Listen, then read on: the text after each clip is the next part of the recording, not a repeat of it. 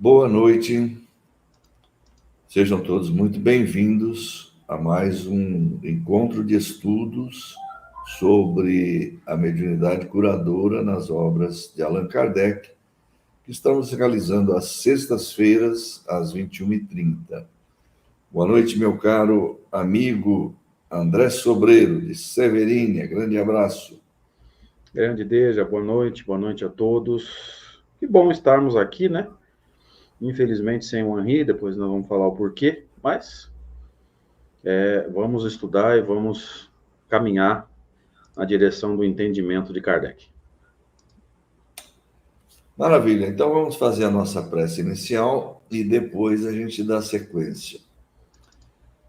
Deus, nosso Pai, de infinito amor e bondade, mais uma vez nos reunimos para alguns momentos de estudos sobre as obras de Allan Kardec.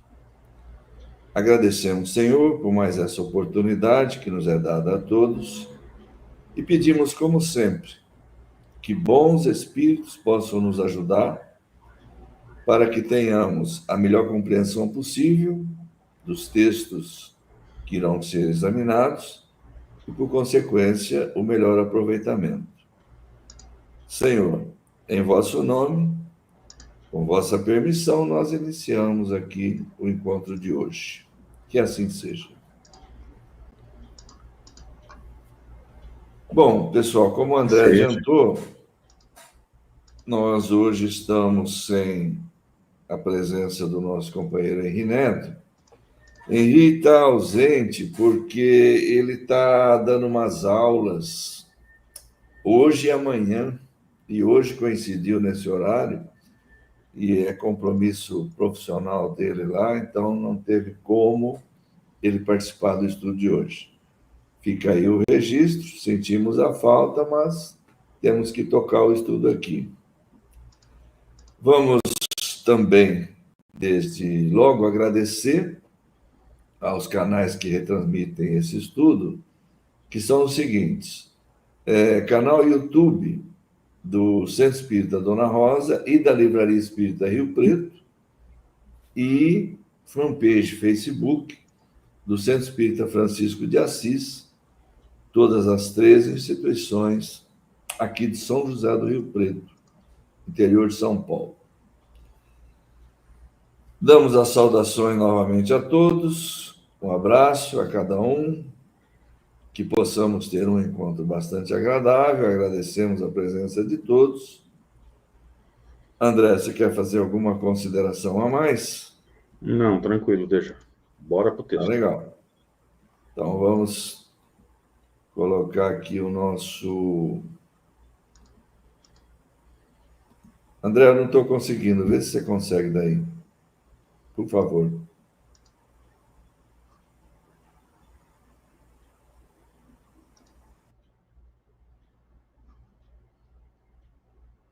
Por isso que ele não estava conseguindo, a internet dele oscilou. Então vamos lá, começo daqui, depois ele entra. Terminamos então o caso do príncipe lá do lugarzinho de nome complicado. E voltamos agora para Kardec, diretamente, vamos dizer assim, falando sobre a mediunidade curadora, sobre a possibilidade de cura, tá? E aí, o que acontece? O Deja caindo, quem compartilhou foi ele, e eu fiquei sem os slides. Me dá um minutinho, por favor, queridos, que eu vou colocar o slide na tela. Agora eu tenho que achar o ponto em que está.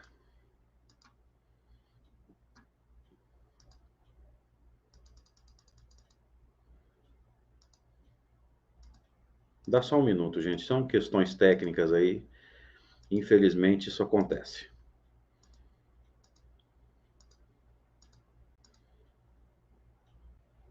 Segunda parte, 15ª parte, 18/10, chegamos. Então, encontramos aqui, voltamos então, como eu ia dizendo, para o material doutrinário, especificamente no Livro dos Espíritos, segunda parte, ou livro 2, capítulo 9, Intervenção dos Espíritos no Mundo Corporal, poder oculto, talismãs, feiticeiros, questão 556.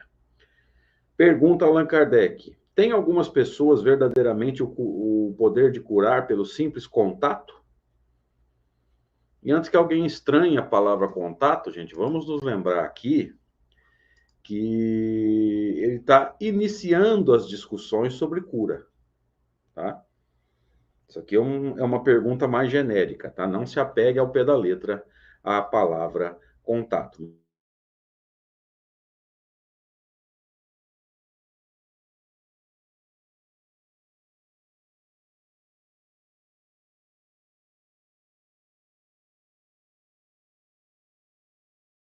Então, beleza, o D já está reiniciando o computador lá para ver se consegue voltar, tá?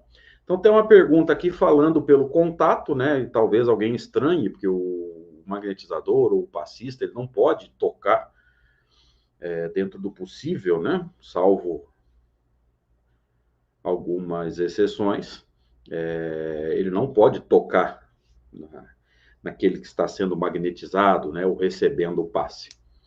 Então, isso aqui é o começo do raciocínio, tá? Uma pergunta mais genérica. E os espíritos respondem para Kardec: o poder magnético pode chegar até aí quando secundado pela pureza de sentimentos e por um ardente desejo de fazer o bem, porque então os espíritos bons lhe vêm em auxílio. Veja que o Deja grifou para a gente esse trecho, porque ele vai sintetizar o mecanismo da mediunidade curadora. Tá? Por que ele vai sintetizar o mecanismo da mediunidade curadora, gente? Porque se fosse apenas o trabalho do magnetizador encarnado, não haveria mediunidade. Não esquece desse detalhe. Se fosse apenas o trabalho dos magnetizadores desencarnados, né, apenas o chamado magnetismo espiritual, também não haveria mediunidade. Então, ele está sintetizando aqui, evidentemente, é um primeiro passo, né, uma primeira análise, todo o mecanismo da mediunidade curadora. Vamos voltar para o texto. O poder magnético pode chegar até aí quando secundado pela pureza dos sentimentos e por uma ardente vontade de fazer o bem. Essa é a parte do magnetizador encarnado. Pureza dos sentimentos, veja, aqui evidentemente, quando se fala em pureza dos sentimentos, está fora aquela vaidade de dizer que é um passista, ou que é um magnetizador, médium passista, médium curador, enfim. Deja voltando. Aí que beleza, Deja, toda vez, né? Você clica para entrar e eu tiro você. Ou vice-versa. Mas que bom que deu certo. Tô comentando aqui, Deja. Uhum. A pergunta de Allan Kardec, né? Que ele fala sobre o contato, né? E talvez alguém que esteja mais afeiçoado ao trabalho de passes possa estranhar a palavra contato. Eu estava comentando com eles aqui que é um primeiro raciocínio mais simbólico, que isso aqui não pode ser levado ao pé da letra, porque é um início, né? Como se fosse um pontapé inicial. E muito provavelmente, quando ele fala de contato, ele deve estar se referindo a alguma coisa que ele leu, alguma coisa que ele ouviu falar. Com o desenvolvimento do raciocínio, muito provavelmente ele vai excluir o contato aí, vai chegar à conclusão que é pelo pensamento.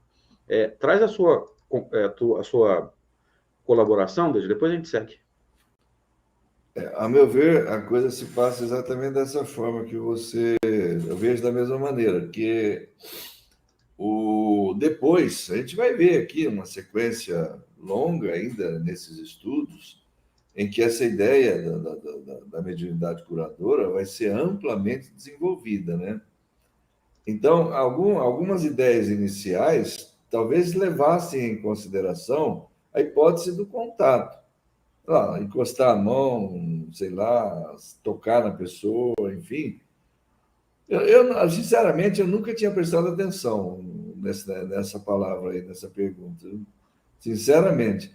E eu tenho visto algumas análises aí de pessoas mais entendidas do que a gente, como o Cosme, por exemplo. Esses dias mesmo eu vi o Cosme analisando essa questão 55, que número que ela é mesmo? 556, né? 556. 556. E ele nem mencionou isso aí, ele nem chamou a atenção dele, sinceramente, essa palavra contato. Então, eu acho que isso daí tem a menor importância. Concordo, deixa. Voltando, você consegue acessar o texto? Consegue, né? Consigo. Posso tocar? Vai lá. Bom, aí então, saímos do... Só um minutinho, Deja. A gente precisa terminar de ler e comentar aqui. Ah, você não tinha feito isso? Porque como eu não sabia se você voltava rápido ou não, eu fui até o final da parte grifada, comentando com eles que isso aqui é uma síntese, né, do desenvolvimento da mediunidade curadora. O poder magnético pode chegar até aí, agora é a parte do magnetizador encarnado. Ó. Quando secundado pela natureza dos sentimentos e por um ardente desejo de fazer o bem. Pela pureza dos sentimentos, né? Isso, tá? Quando você voltou, eu estava falando sobre aquela vaidade que muitas vezes a gente tem, né? Oh, virei passista. Enfim, aí já derruba a pureza dos sentimentos. Então, essa primeira parte, ela é uma orientação para os magnetizadores encarnados, né? Aí ele fala assim, por que então os espíritos bons lhe vêm em auxílio, né? Então, pelo processo de simpatia, os espíritos bons são atraídos por aqueles que têm cada vez mais, nessa pureza de sentimentos, esse ardente desejo de fazer o bem. Então, aqui tem a primeira parte, uma orientação para os magnetizadores encarnados, e na segunda parte começa o processo de simpatia, né? Como é que ele funciona, vamos dizer assim, né? Uhum. Aí vamos então ler o resto. Então você leu só a parte grifada. Só, vamos lá. Então vai. Cumpre, porém, desconfiar da maneira pela qual contam as coisas pessoas muito crédulas ou muito entusiastas, sempre dispostas a considerar maravilhoso o que há de mais simples e mais natural. Importa desconfiar também das narrativas interesseiras que costumam fazer os que exploram em seu proveito a credulidade alheia. Então, aqui ele já vai dar um puxão de orelha também, porque é como se ele respondesse: sim, é possível, dentro dessas condições que eu te passei aí no começo da resposta. Porém, não acredite que isso acontece o tempo todo, à torta e à direito. É isso, deixa? Com certeza é. É interessante os espíritos darem esse alerta aí, né? Porque geralmente acontece mesmo esse tipo de coisa aí, né? Primeiro, as pessoas muito crédulas, muito entusiasmadas, muito, sabe, como é que o Kardec, ele até qualificou, ele deu um nome para o espírito exaltado, né? O espírito exaltado, né? É aquele que vai contar uma coisa, mas então ele aumenta, né? Ele enfatiza, ele dá uma coisa como se fosse realmente um fenômeno extraordinário, aumenta, conta uma coisa, conta outra, tal, tal. E, na verdade, você vai ver, não é tudo isso. É os espíritos alertando com relação a isso. Cuidado, porque tem pessoas que são muito crédulas, muito entusiasmadas e tal, e elas vão ver sempre o maravilhoso, às vezes coisas simples, coisas assim não tão significativas, não tão impactantes, as pessoas vão acabar dando uma conotação de milagre. Então, cuidado com isso. Pode ter? Pode. Pode ser a cura, o poder de curar pode existir? Pode existir. Porque o homem, e aí entendendo, obviamente, o espírito encarnado, o homem tem o poder magnético, indubitavelmente. Reside no homem o poder magnético, num grau qualquer. Todos têm essa possibilidade. Agora, se ele tem uma pureza de sentimento, um desejo ardente de fazer o bem, com certeza, então, ele vai atrair também o interesse dos bons espíritos. A gente vai ver isso naquela pergunta que é feita lá no Livro dos Médiuns, no capítulo 14, quando ele vai falar de médiuns curadores. Ali aparece novamente essa questão um pouco mais desenvolvida, né, André? Exatamente, Deja. Acho que a gente pode seguir, né? Acho que agora dá. Então eu fico com esse próximo aqui. Beleza. Livro dos Médiuns. Você quer comentar alguma coisa? Não. Posso Vamos para o seguir? texto. Pode. Tá legal. Livro dos Médiuns, segunda parte, capítulo 8º. Laboratório do Mundo Invisível. Aí tem 2 subtítulos: Modificação das propriedades da matéria, ação magnética curadora. Então, aí vão aparecer diversos textos, e talvez apareça aquele que eu citei agora há pouquinho. Então, vamos ao item 130, em primeiro lugar. Lá pelas tantas, aparece esse texto aqui. Sem mudança nenhuma das proporções, às vezes, a simples alteração no modo de agregação molecular basta para mudar as propriedades. Assim é que um corpo opaco pode tornar-se transparente e vice-versa, pois que ao espírito é possível tão grande ação sobre a matéria elementar. Concebe-se que lhe seja dado não só formar substâncias, mas também modificar-lhes as propriedades, fazendo para isto a sua vontade o efeito de reativo.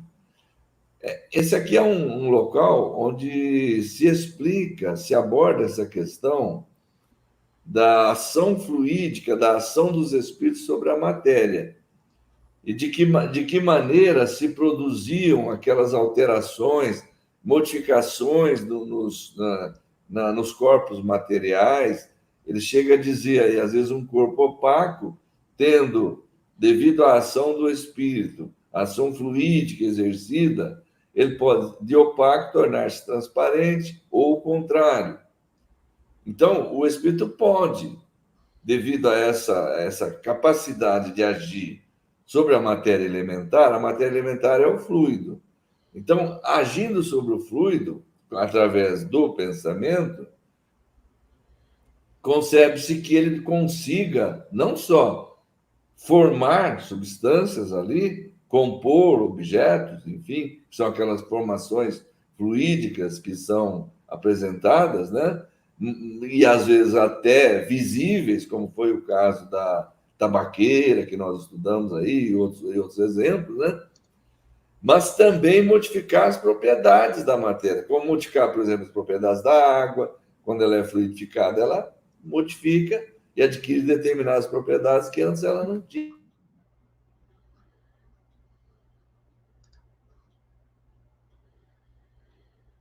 Parece que o Deja caiu de novo.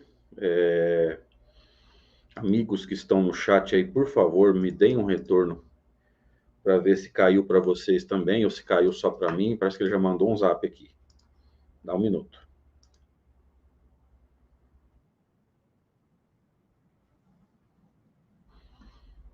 Então, beleza. Deja caiu, já me falou aqui pelo zap. Vamos tentando trazer nosso bate-papo aqui com continuidade.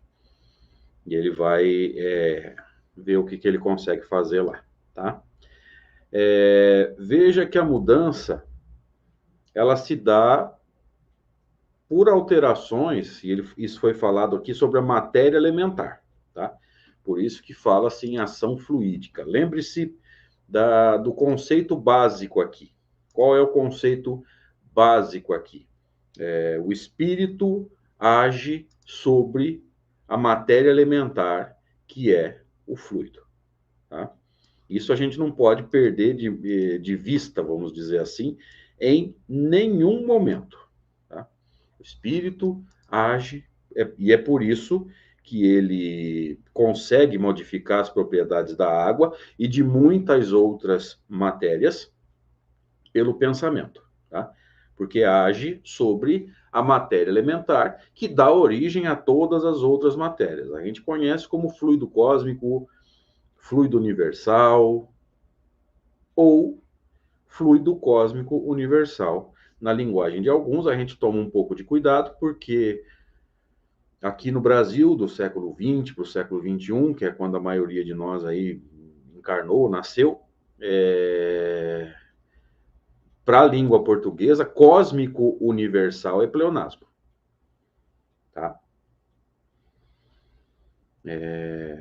Para nós, aqui na língua portuguesa, cósmico e universal são a mesma coisa, portanto, seria um pleonasmo. Ah, mas Kardec cometeu um pleonasmo? Não, porque ele não era brasileiro, nem do século XX. Então, vamos com calma, tá? Respondendo à pergunta aqui do Edenilson, por que é chamado de Laboratório do Mundo Invisível? Lembrando, esse é o 8º capítulo da 2ª parte do Livro dos Médiuns, porque mundo invisível a gente sabe, que é o mundo espírita, mundo dos espíritos, a gente costuma chamar, né, de mundo espiritual, plano espiritual, enfim. Laboratório é porque se faz modificações e combinações de fluidos através do pensamento. Tá? Da mesma forma que um laboratório faz, né, laboratório material, faz análise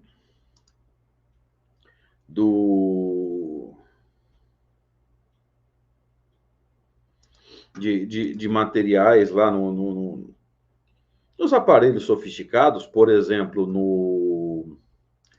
como é que chama? Num microscópio, tá? No mundo espiritual, pelo pensamento, sem a necessidade de aparelhos, isso é importante, tá? Porque provavelmente vocês já leram algum livro que vai dizer que os espíritos, eles no mundo espiritual tem câmera, tem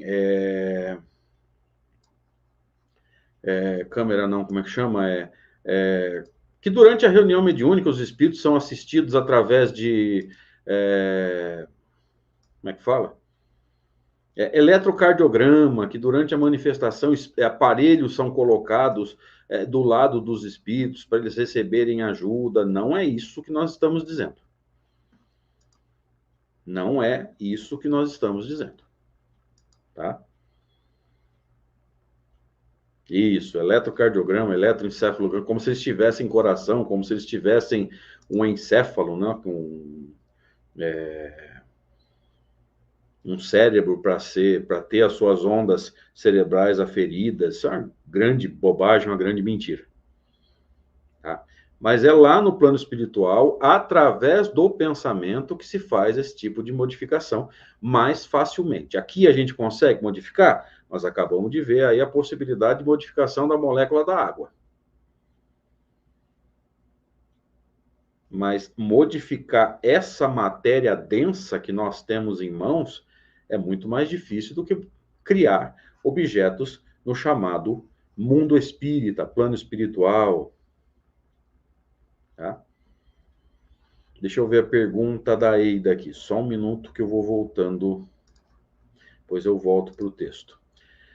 Os objetos formados pelos desencarnados são aparências, sim, embora tenham propriedades, em alguns momentos, parecidas com os objetos verdadeiros, né? A gente já viu isso. A cura dá-se de maneira diferente, pois não é aparente. Pode falar sobre isso, André? Uma coisa aí, é você pegar o fluido para formar um objeto que tem propriedades momentâneas, parecidas com um objeto verdadeiro. Tá? Isso é momentâneo. A formação é pelo pensamento, o fluido toma lá uma forma, hora que o espírito para de pensar naquilo, seja qual for o motivo, lembrando esse detalhe, tá? Não interessa por que ele parou de pensar, tá? Mas assim que ele parar de pensar, o objeto desaparece, tá? A cura é diferente. A cura não é transformação do fluido cósmico numa coisa que não existe. A cura é a modificação molecular de matéria densa. Tá? A cura é a modificação molecular de matéria densa. Me ajuda aí, Eida, me fala se ficou mais ou menos claro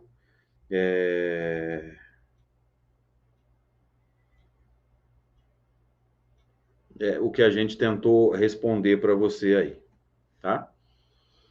Então, a formação de um objeto é uma modificação, é uma formação do fluido cósmico em aparência, né? Transformando-se numa coisa que não existe. Ela passa a existir, até tem propriedades, como a gente viu lá, a tabaqueira.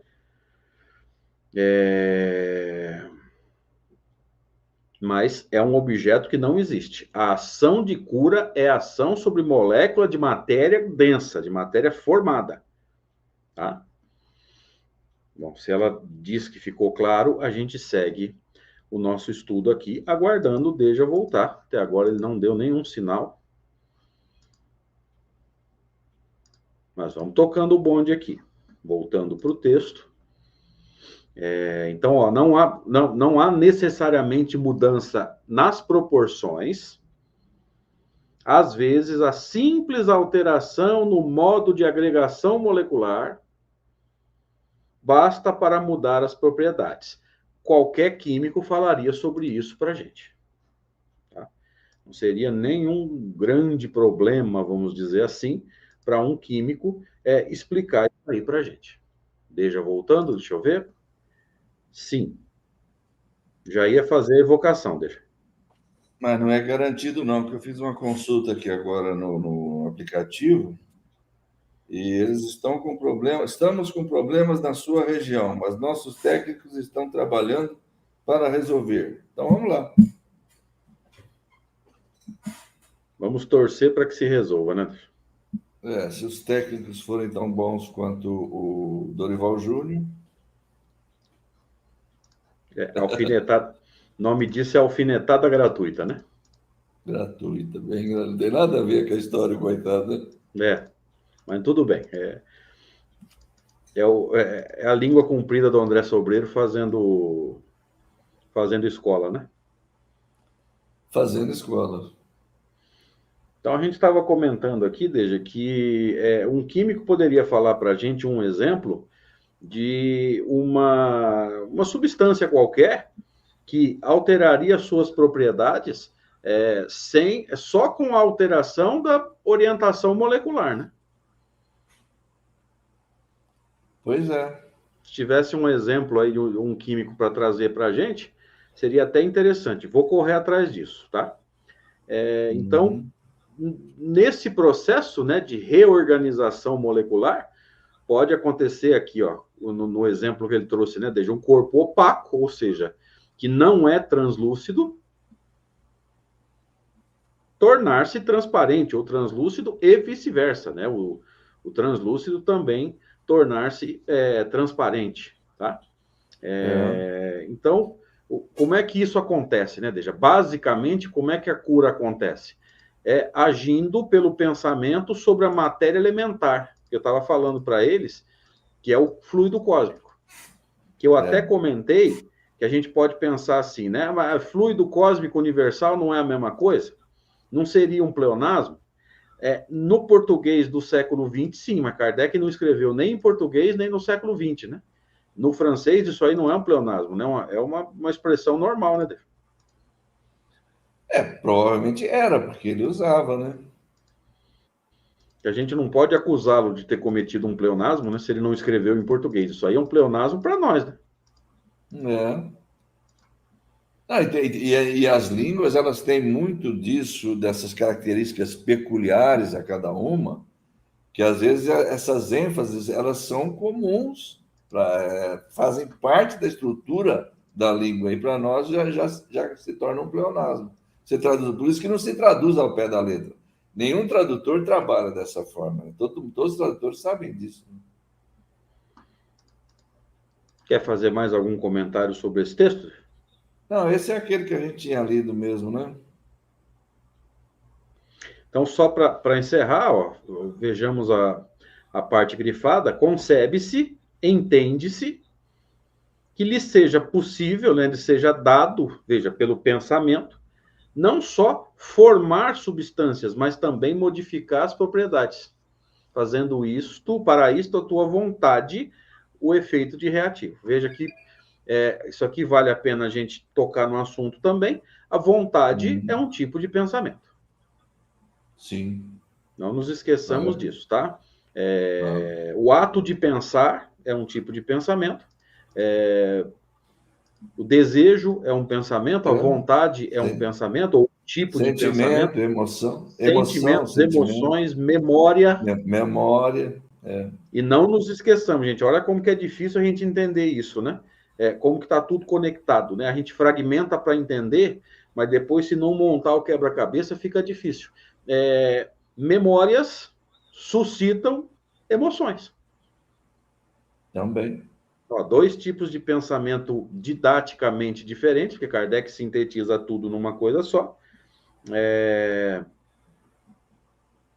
Mas de uma lembrança pode derivar uma emoção desagradável.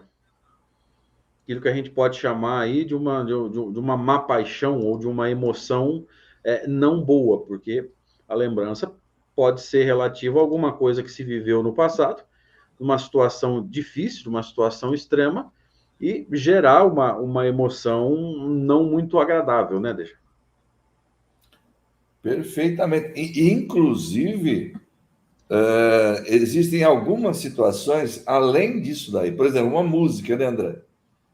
Às vezes, em função de determinadas circunstâncias, ouvir uma música pode suscitar emoções em função de circunstâncias anteriores, de ativar lembranças que estavam lá, digamos assim, apagadas. Então, muita coisa tem envolvida nisso aí, né? Com certeza. Bem lembrado. O caso da música é típico, né, Deixa? E isso acontece muito provavelmente. A Paty estava zoando contigo aí. Muito provavelmente isso acontece com todos nós, né? Há pouco tempo, não faz tempo, já faz uns. Foi antes da pandemia, deve estar fazendo uns 5, 6 anos. Eu me lembro que eu comentei num grupo de WhatsApp, desde que eu ouvi uma música que fazia muitos anos que eu não ouvia,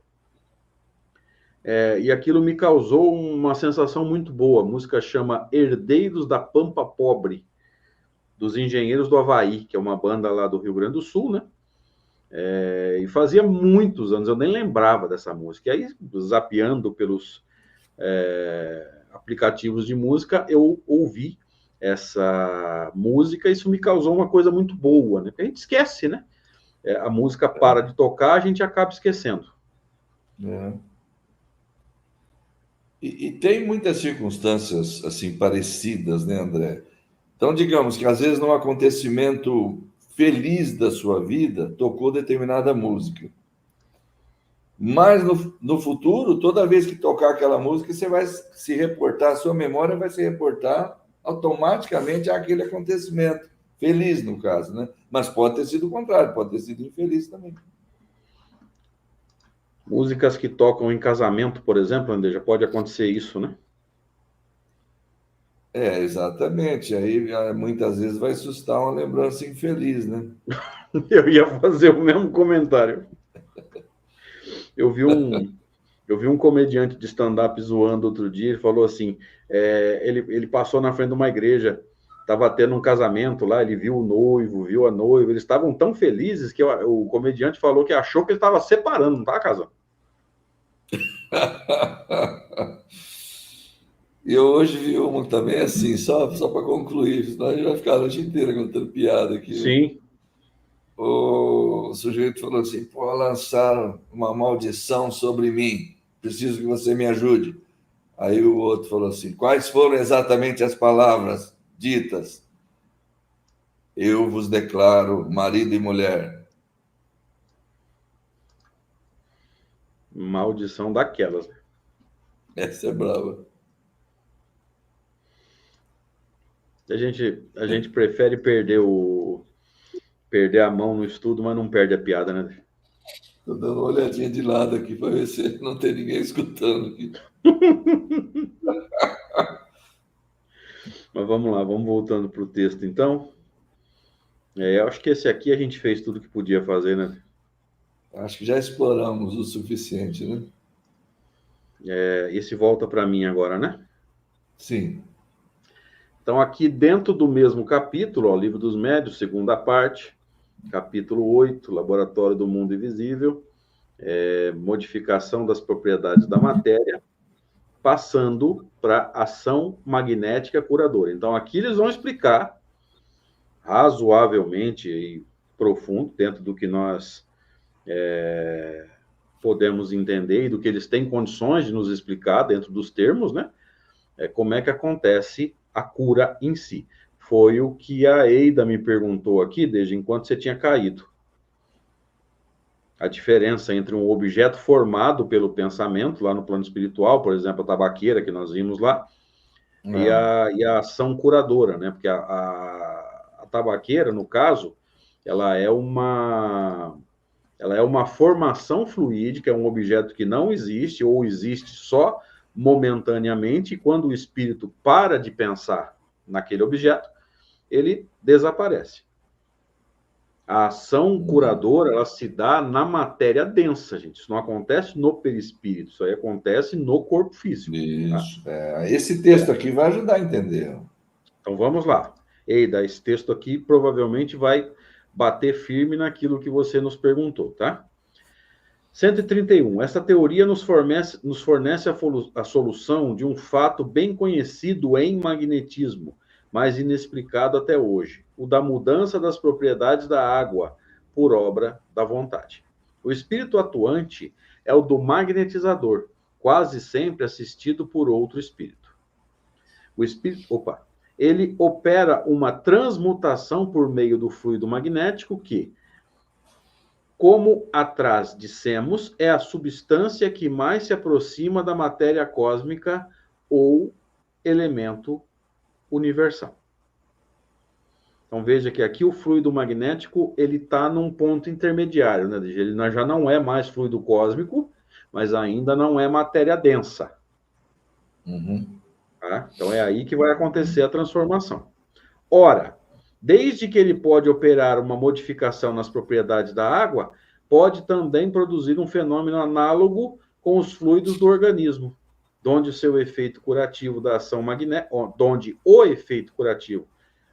magnética convenientemente dirigida. Então, o texto continua e a gente vai, né, trazer mais informações à frente.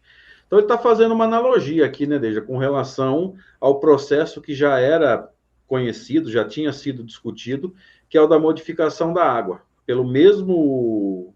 Por um processo que ele chama de análogo, né, ou seja, parecido, às vezes até bem parecido, quase igual, por modificação molecular, pode se alterar ali o funcionamento do organismo ou de uma parte do organismo, aquilo que não estava funcionando, volta a funcionar convenientemente, né? Exatamente. A explicação, a mim, me parece boa. Depois a gente vai ter muitas outras,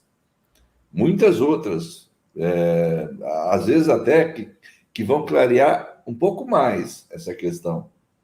Mas aqui a gente já tem uma explicação que nos coloca no caminho de uma compreensão adequada disso. Olha lá, se ele trabalha dessa forma e modifica a propriedade da água, o que vai acontecer? Atuando sobre os fluidos do organismo, ele vai atuar sobre o corpo da pessoa. E ali ele vai produzir uma alteração molecular. Então, isso que você falou, que você respondeu para a Eida, perfeitamente, está correto. Não é uma coisa temporária, que a hora que o espírito parar de pensar naquilo, aquilo se desfaz. Não é isso, não. Aí é uma alteração, uma mudança, digamos assim, de propriedades moleculares nos fluidos do organismo, onde ele vai atuar, que vai ficar ali de forma permanente. Não vai... o espírito não precisa ficar permanentemente pensando naquilo, digamos aí, porque senão volta à situação anterior. Não. Uma vez perpetrada, uma vez efetuada a mudança molecular, a cura ali, a alteração que precisa ser processada, ela é permanente. Mas isso vai ficar mais claro depois. Vamos nos lembrar, gente, de uma sequência importante com relação à matéria, né? Vamos imaginar que a pessoa tem um problema na pele, tá? A pele é um tipo de matéria que tem vida biológica, isso está bem claro lá no Livro dos Espíritos, né? Portanto, tem o que Kardec vai chamar de fluido vital, princípio vital, enfim. Mas se nós pegarmos essa matéria, né, esse tecido, que é a pele, ele é dividido em células. A célula também é divisível didaticamente, né? Então a gente vai de estrutura em estrutura, célula, vai lá para o núcleo, vai para o DNA, aquilo vai se decompondo, né? Até chegar naquilo que a ciência, até bem pouco tempo atrás, dizia que era o final, né? Que era a molécula formada por átomos. Lembra que acreditava-se que o átomo era indivisível. Hoje já se sabe que ele não é divisível. Então, se você continuar nessa sequência, ó, célula, núcleo, DNA, moléculas, átomos, e passar do átomo lá para aquilo que a ciência vai trabalhar em termos de conceito, até chegar no fluido magnético, você entende que atuando sobre o fluido magnético, dali para frente, a tendência é que tudo se corrija. Então, você mudando as propriedades desse ponto, dali para frente, a tendência é que tudo se corrija. Então, por exemplo, quando você corrigir o DNA de uma célula pelo magnetismo, dali para frente, a tendência é que essa célula saudável se multiplique pela mitose, gerando outras células saudáveis. Então, além de você ter uma cura ali, que pode ser instantânea, como nós vimos em alguns casos, você tem um processo regenerativo, né? As células saudáveis vão se dividindo e o tecido, com o tempo, volta a ser um tecido saudável, né? Pessoal no chat aí, fala pra gente aí se ficou clara, né? Essa explicação, e se alguém tem algum ponto de vista diferente, de repente discorda, né? Traz alguma informação diferente. Veja, fica à vontade. Não, realmente, eu acho que você falou o que era preciso falar sobre isso aí.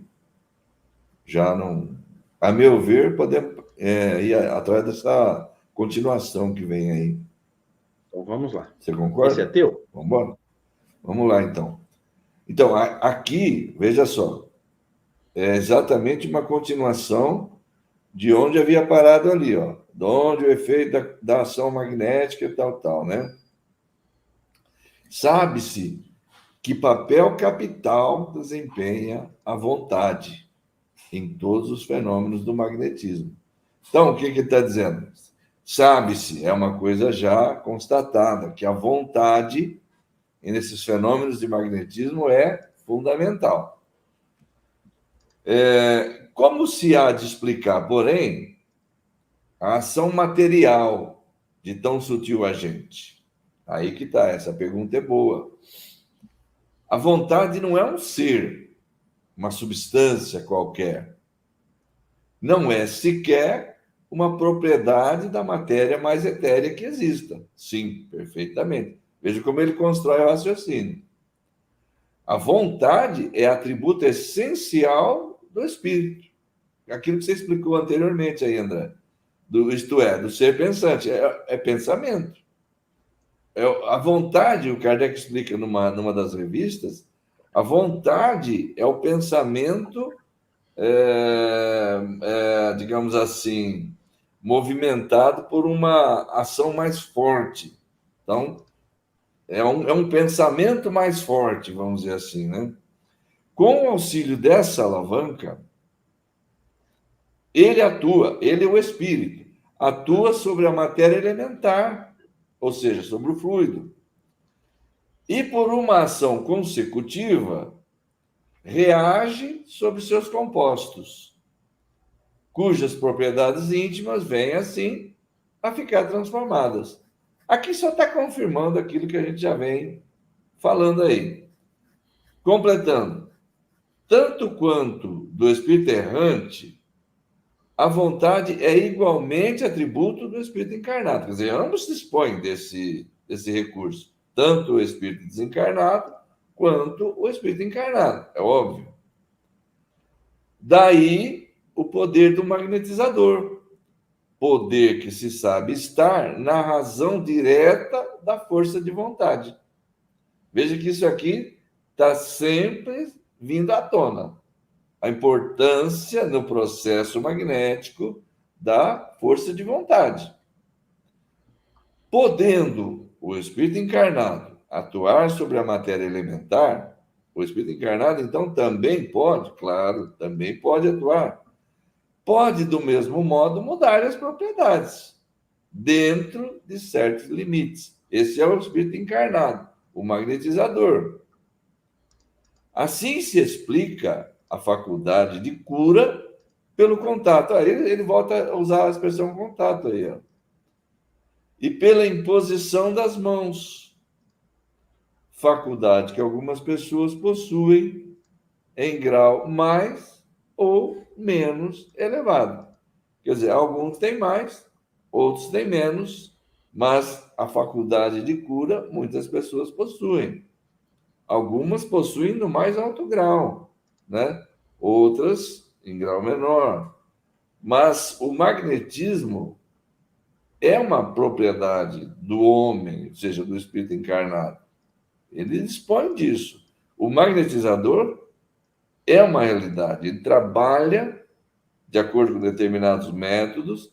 Já existia a prática antes do espiritismo, quando ninguém desconfiava sequer que os espíritos encarnados podiam ter alguma participação no processo, né? Aí descobriu-se que, com o espiritismo, descobriu-se que o magnetismo tinha a sua ação, muitas vezes, reforçada pela participação dos espíritos, porque estes vinham trazer um fluido mais puro, mais poderoso, que na ação curativa exercia uma, digamos assim, um desempenho mais poderoso, né? Daí que o médium curador... não vamos adiantar essas explicações, porque elas vão vir depois, nos próprios textos do Kardec, de uma forma muito didática, muito clara. Então, às vezes, a gente faz alguma antecipação de alguma coisa aqui, desnecessariamente, né, André? Passo para você. A gente pode dizer que, assim como quase todo mundo, a gente é meio Zé Ansiedade, né? É. A gente atropela, vai lá na frente, traz informação que está mais para frente. Mas, enfim, isso também vale como recurso didático, né? Porque joga a informação, depois constrói o entendimento, né? Você já está informado do que acontece, depois só vai construir o entendimento. Muito importante aqui, já refletirmos, né? Não sei se alguém aqui trabalha em câmara de passes, eu já trabalhei, entender a importância da vontade do magnetizador. Uhum. Como foi dito lá atrás, pureza de intenções, pureza de sentimentos, vontade ardente de fazer o bem. Gente, não é entrar na câmara de passe com cara de quem está com anemia perispiritual. Não é entrar na câmara de passe como quem vai por obrigação. É entrar na câmara de passes, estou falando de câmara de passe, evidentemente, me referindo ao quê? As casas espíritas que têm uma câmara de passe. Nem todas têm. Muitas têm até mais de uma, né? Eu me lembro lá do Ielar, né, já tinha muitas, né? Não, tinha umas 3 ou 4. 3 ou 4, se eu não estiver enganado mesmo. Aqui em Severino nós temos uma, pequena, mas temos. Mas, enfim, tem casa que não tem. Por exemplo, as meninas de Urupê estão aí, pelo menos nas últimas vezes que eu fui lá, não tinha, né? As pessoas, os magnetizadores... Agora tem. Agora tem, então. Na época que eu ia lá, os magnetizadores circulavam pelas cadeiras, né? Enfim, isso não modifica grande coisa. O importante é você pensar o seguinte, tem que estar com vontade. Tem que estar querendo ser útil. Não é aquela coisa do, mas se eu pudesse hoje eu não iria, eu só vou porque tem pouca gente, ó. A vontade já ficou, a pureza de intenções, de sentimento já ficou para trás. Enfim. Parte da potência que precisa ser impressa pelo magnetizador, né, pelo espírito encarnado que participa do fenômeno, já se perde aí, né, Deixa? E aí, né, André, aproveitando que você lembrou desse ponto aí, que é importante, é exatamente isso. Imagina o chamado passista se colocando na hora de transmitir o passe, lá na sala, ou mesmo no salão, em qualquer lugar, e com o pensamento distante, pensamento voando lá. Então, digamos, a mulher ela é passista, mas ela está pensando no que ela vai fazer no almoço de amanhã, porque ainda não preparou o cardápio na cabeça. Ou o homem passista está pensando em alguma coisa que às vezes não ficou bem resolvida ainda, amanhã eu tenho que resolver isso, amanhã eu tenho que resolver aquilo, não posso esquecer de ligar para o fulano e tal, mas está lhe dando passe. Então, muitas vezes, isso é um problema muito sério, porque a vontade não está presente ali, o pensamento não está presente, e a gente sabe que o que movimenta a fluida é pensamento. Vontade é um pensamento mais forte. Então, é isso que impulsiona. E tem mais um detalhe: a questão da qualidade do fluido que vai ser inoculado no paciente. Né, André? Que isso é um outro problema que muita gente não liga a mínima, acha que os espíritos vão resolver tudo, que não tem nenhum problema. Porque eu estou no centro espírita, então não tem nenhum problema. Nós vamos ver aqui, nessa sequência, textos do próprio Kardec, onde ele vai alertar: não tome passe do primeiro que aparecer, não tome passe de qualquer um. Por quê? Porque você não sabe como é que o sujeito está. Então, a recomendação ao passista seria assim: primeira coisa, como é que você está emocionalmente? Você brigou com a mulher antes de sair de casa? Brigou com o marido antes de sair de casa? Teve um problema no trânsito?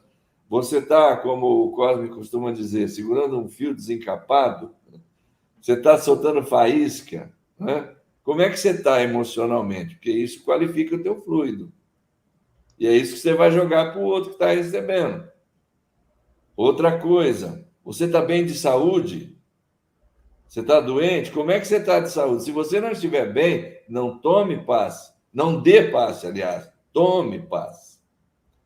Se você não estiver bem emocionalmente, se você estiver com as emoções muito alteradas, etc., não dê passe. Tome passe. Então, muitas pessoas não ligam a mim, mas eu estou no centro espírita, aqui os espíritos vão cuidar de tudo. Existem leis próprias para tudo. Nós somos responsáveis por tudo que nós fazemos, ou deixamos de fazer. É um cuidado que se tem que ter. Eu diria até que é uma urgência, Deixa, não é só um cuidado, não, porque falaram para a gente, né? Não sei se é os espíritas exaltados que você se referiu agora há pouco, mas falaram para a gente, né, que se você não estiver bem, pode ir lá aplicar o passe, não tem problema, não. Os espíritos vão isolar o passista que não está bem. Então, eu tenho a impressão que muitas vezes isso é coisa daqueles exaltados, né, que ficam procurando o lado positivo de tudo, mas não resolve nada.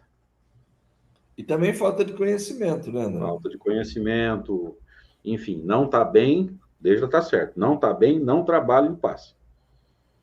Tá? E é bem isso mesmo. Olha o Cláudio falando para a gente aqui. Eu conheci um passista que cheirava cigarro. Além de tudo, olha o mal-estar que você causa numa câmara de passe com aquele cheiro. Aí a Paty diz assim: hoje então podemos deduzir que raros são os que reúnem, né, condições de dar passe. Com certeza. Agora, a gente não pode pensar, gente, que isso aqui não está diretamente ligado ao momento da transformação moral da pessoa. Calma que eu vou explicar. Você não precisa ser um espírito evoluído para trabalhar no passe. Por isso que existe a preparação para o passe. Então, você pode ter tido um dia complicado, mas você sei lá, 1, 2 horas antes do passe, você já começa um trabalho de reequilíbrio emocional, chega mais cedo no centro, senta lá no cantinho, pega um livro, vai abrir a boca de sono, porque, né, o estresse tá sendo tirado, entre aspas, né? Os hormônios do estresse estão baixando, e se na hora do passe você estiver se sentindo bem, você pode trabalhar. Uhum. Esse Então, negócio da veja. EIDA aqui, ô, André, isso aqui é uma coisa que pode acontecer mesmo. Ó. Sim, Tomou sim, o passe, saiu pior. Tomou o já passe, vi, saiu pior. já vi muitas vezes isso acontecer. Por quê? Que o passista não estava em condições, quem estava recebendo o passe era uma médium ainda em processo de desenvolvimento, estava assim, muito aflorado, muito desequilibrado ainda, a pessoa absorveu, aquela história de que se chega no centro e vai aplicar passe de limpeza, né? Como se a gente não tomasse banho. Todo mundo já ouviu falar dessas idiotices. E em cima disso, eu vi pessoas passando mal. A pessoa sentou na minha frente e falou assim, André, você pode aí, pelo pensamento, aplicar um passe em mim, porque o passe lá de limpeza, entre aspas, não me fez bem. Eu me lembro que eu me concentrei, fiz uma prece, pedi aos bons espíritos para ajudar. Assim, foi meio instantâneo, cara. Ela foi se reequilibrando, reequilibrando, e assistiu a palestra na boa. Era uma palestra do Navarro, inclusive, numa cidade aqui por perto, que eu não vou citar, né, porque vai trazer problemas aí. A gente foi lá ouvi-lo, faz tempo, isso já faz mais de 10 anos. Mas eu vi isso acontecer. Acontece. Muito bom. Vamos tocar? Mais um pedacinho? Aqui Ou tem, você não terminou? Acho que você não terminou de comentar, né? aqui tem uma informação importante também, Deja. Tanto quanto ao espírito errante, é o desencarnado, a vontade é igualmente atributo do espírito encarnado, porque é atributo da alma, não é da matéria. Se fosse da matéria, dependendo do tipo de matéria que tivesse vontade, né, Deja, só o encarnado poderia.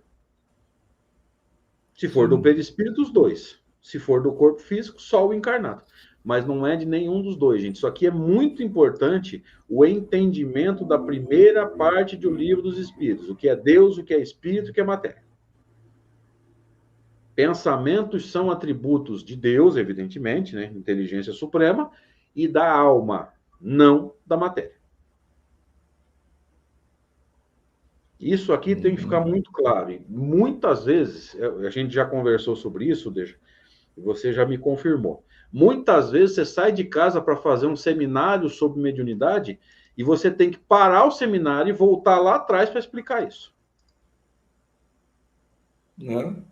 Porque não ficou claro para o movimento espírita.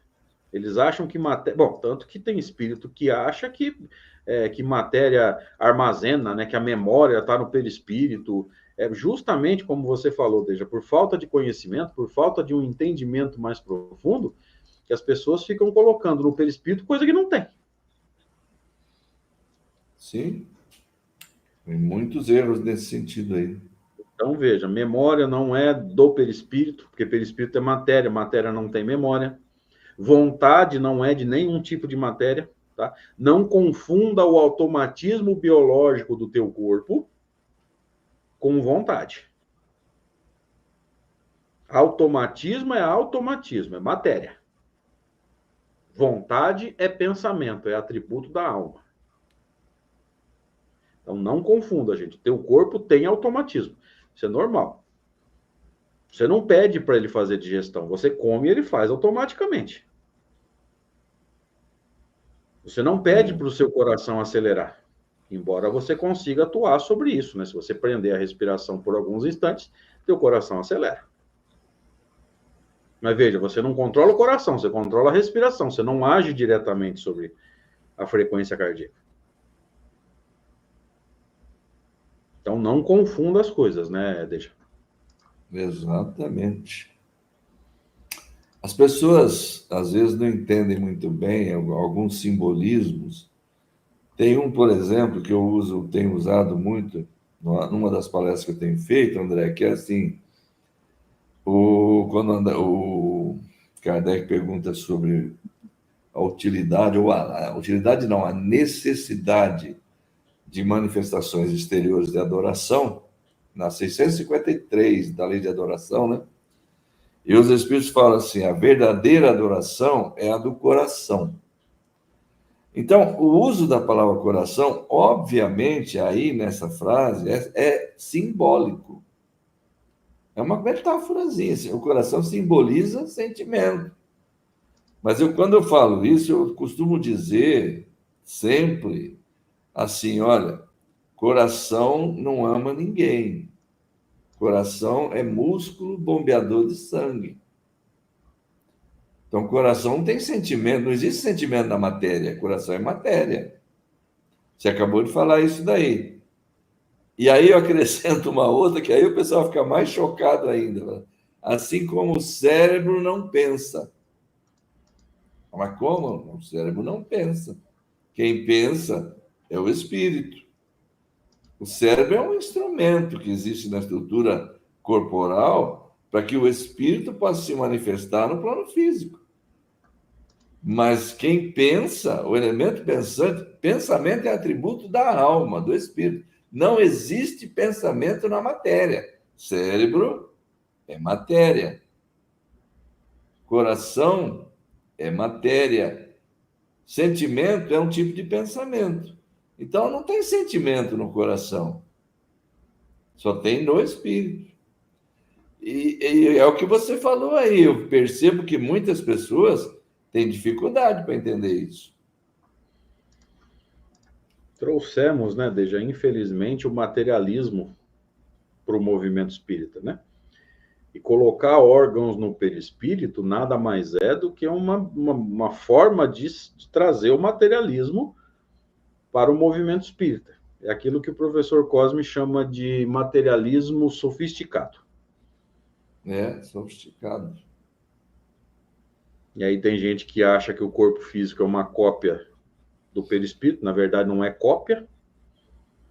Mas se o corpo físico, na cabeça deles, tá, gente? Se o corpo físico tem órgãos, então o perispírito tem que ter também.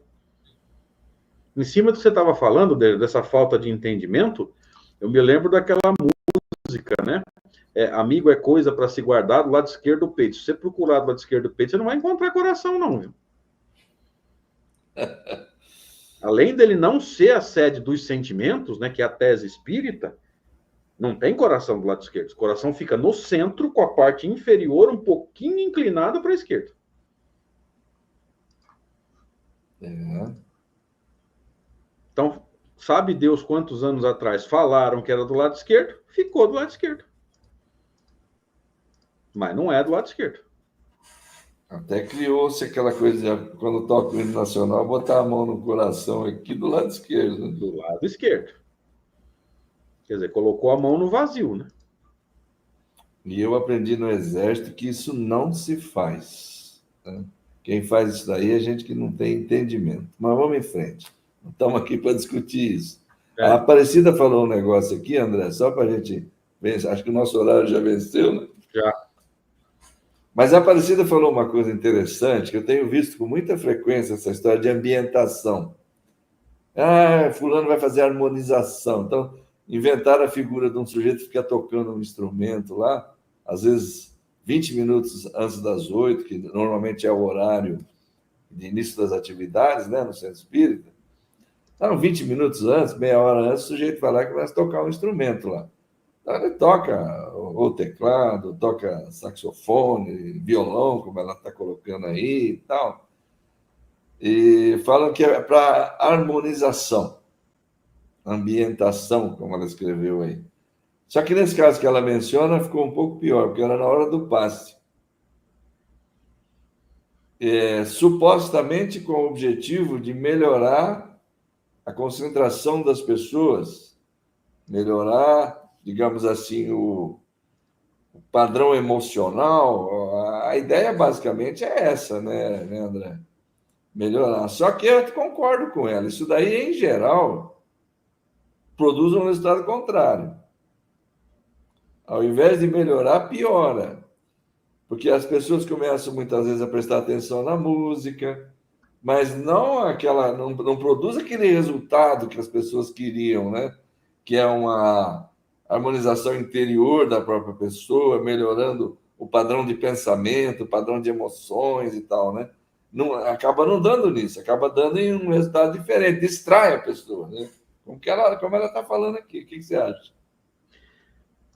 Eu não acho impossível que a música deu uma mãozinha aí numa ambientação. Mas aí, olha o que é importante, né? Ambientação é relativa ao ambiente, gente. Tanto o magnetizador quanto a pessoa que recebe o passe, o problema não é o ambiente, o problema é quem emite e quem recebe. O ambiente em si importa muito pouco. Se essa música causar em ambos um estado de apaziguamento das emoções, ótimo. Agora, por exemplo, qual é a chance de apaziguar as emoções se essa música tiver letra? E ao invés da gente estar pensando no bem, você está acompanhando a letra pelo pensamento. Aí piora tudo. Então, varia muito de pessoa para pessoa. Eu acho que na grande maioria dos casos acontece o que você falou e o Deja falou. Vai piorar a situação.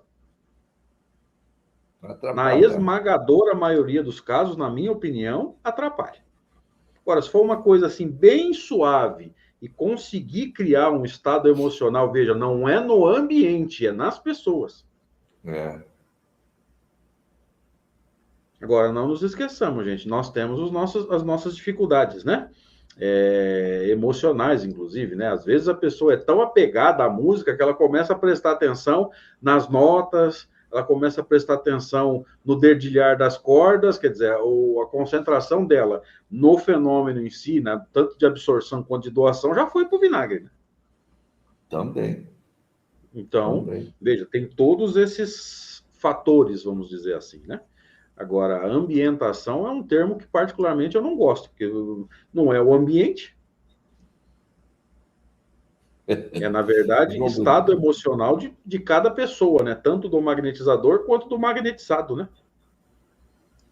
É complicado, né, André?